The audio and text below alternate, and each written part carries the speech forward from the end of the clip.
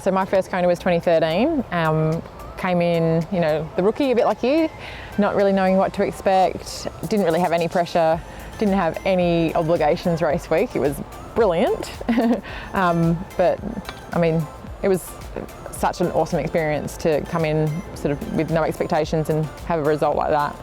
It's kind of good being a rookie and like going a bit under the radar, because even within the race itself, maybe some of the women aren't looking at you to sort of, work those bike packs and that sort of thing. So I'd use that to your advantage as best as you can.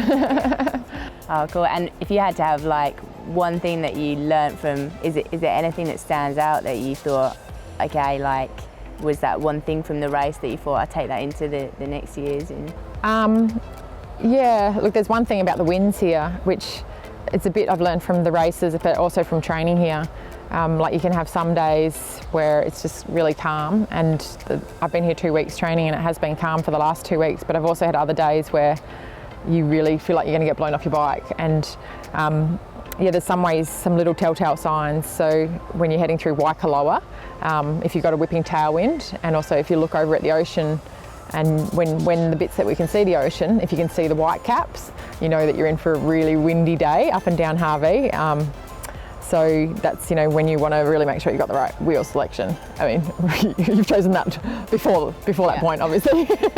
But it's one thing like to sort of know that those winds are coming.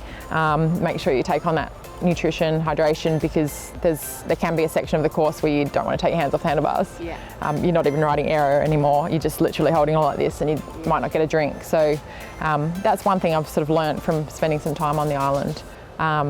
2014 was like that. It was super windy. Some people got blown off their bikes, and then there was probably a 40-minute section where you didn't want to take your hands off the handlebars. I don't know what you've thought about for your wheel selection, but I'm going to ride the 48 front, so the sort of the shallowest DT Swiss that they have in that top range, and then the 80 back, because it's kind of all about the front wheel as far as the crosswinds. And I think like we might get a calm day and we might have been fine riding an 80 front, but it's something that you almost can't tell on the morning even. So it might be calm here in Kona, but once you get out to Harvey, it's just those crazy crosswinds. So for me, I always go something kind of shallow on the front.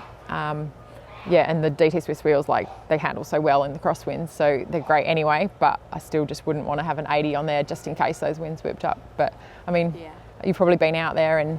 Yeah, I remember talking to Sarah Crowley for like last year. She said that she had trouble I think she got blown off or something at one point. That made me think like we bought a selection of wheels out here, I was just gonna I'll pick your brains.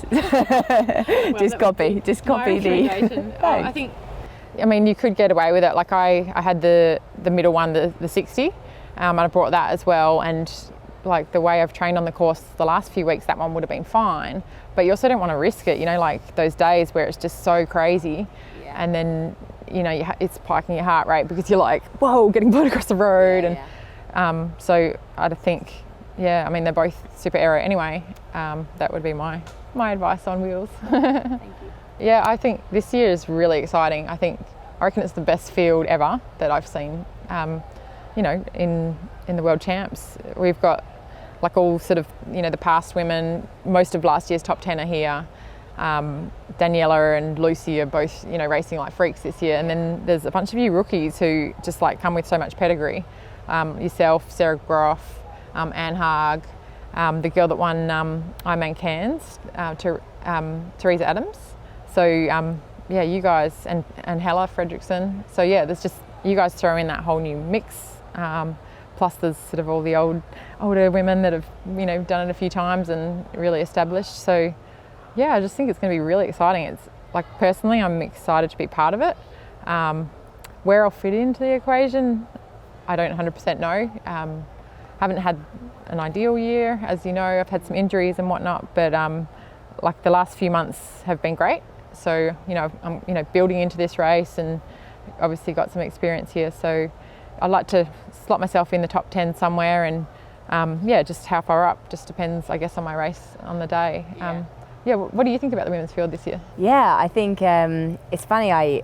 There's a lot of names that don't necessarily know. Like a lot of girls I haven't raced, but yeah, I think experience will count for so much, and just great to race people that so it is the best of the best. Like you see how hard people fight to get here, and I kind of understand why. Like it's bigger than any event like I've ever been to. Like even running world champs and stuff. It's a track. It's so enclosed, but here it just seems like, I don't know. You hear so much about it, and then you see all the parts. I think it's going to be a good race, and different swim groups, different bike groups. I think anything can happen on the day. Do you feel like emotional that it's going to be your last big race, or? Yeah, I do. Like sort of mix of excitement, happiness, and then just that whole, oh my gosh, like, am I really making the right decision? But yeah, like even if I think about just that last running down a lee here, I think I know I'm going to be emotional.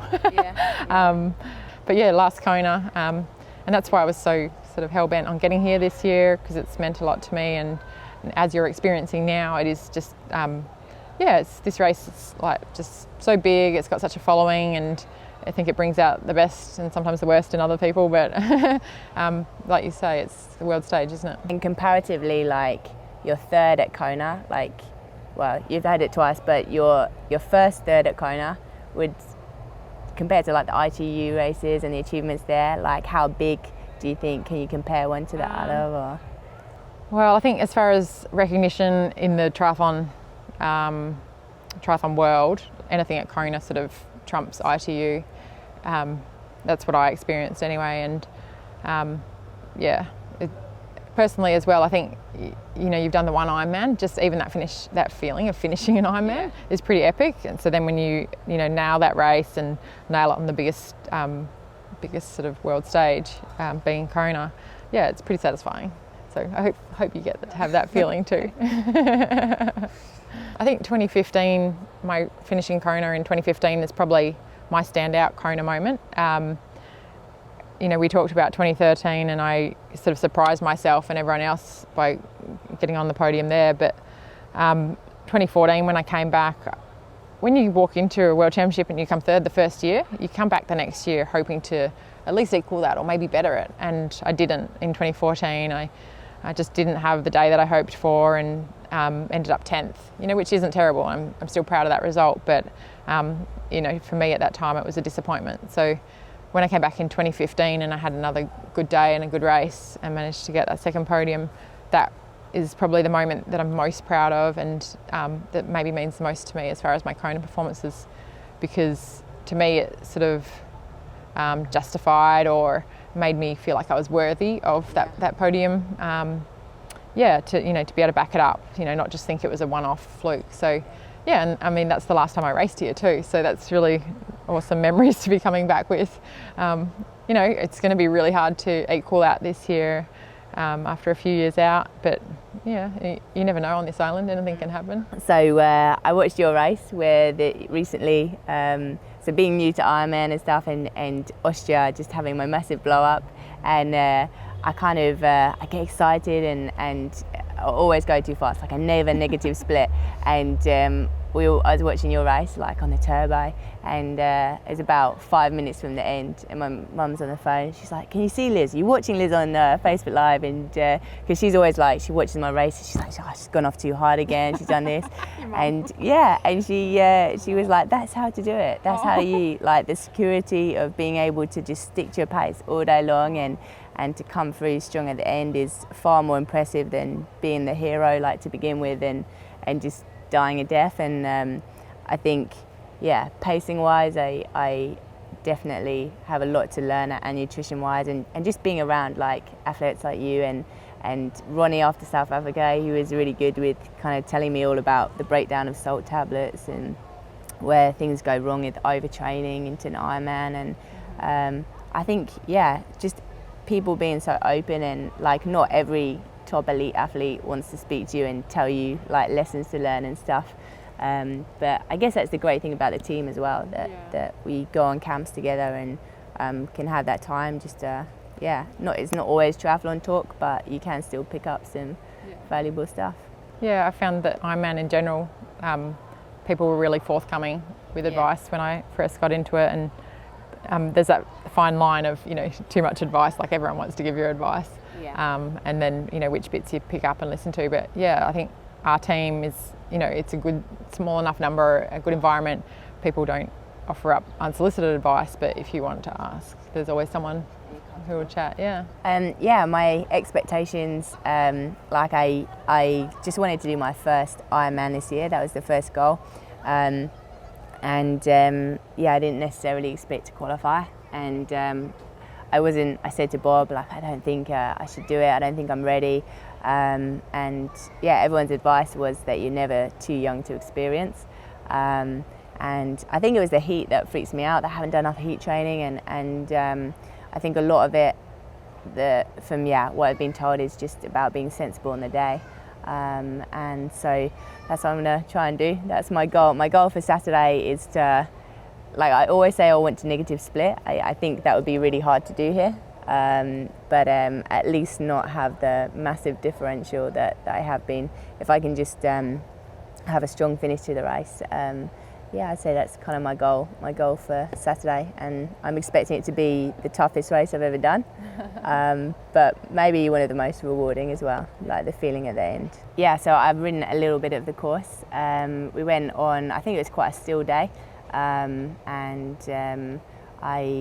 cross winds weren't too bad on that day. I rode 60 front and back, we brought a selection out here, and definitely I'm thinking maybe 60 at the back, and perhaps, from what you said, 48 at the front. I think I expected just a dead flat straight road, so more rises than I thought, which is kind of cool. But I think spending a lot of time in your aero bars, from the bits that we rode. It is a bit of a deceiving course. I think even the first time I ever rode it, and I thought it's not that hilly, and then I looked at my elevation gain, like on my computer, and I was like, it's got 1,500 metres of elevation gain over the course, which obviously there's some courses with more than that, but considering it's a relatively flat course, it does have a lot of rollers, but still fast. So my goal for next week, for next Saturday, is just to cross the line knowing that I couldn't have given anything more. I just want to cross the line with nothing left. Cool, that's a good goal. My goal, I've sort of got some placing goals. Like I would love to be top 10, sort of for a bunch of reasons. I don't want it to be my worst performance here as far as results. I would like to get paid. I think that's an achievable goal. It obviously depends on what other people do, but again, like you, I just want to have a race that I'm proud of, and feel like I put together a good day and did the best that I could.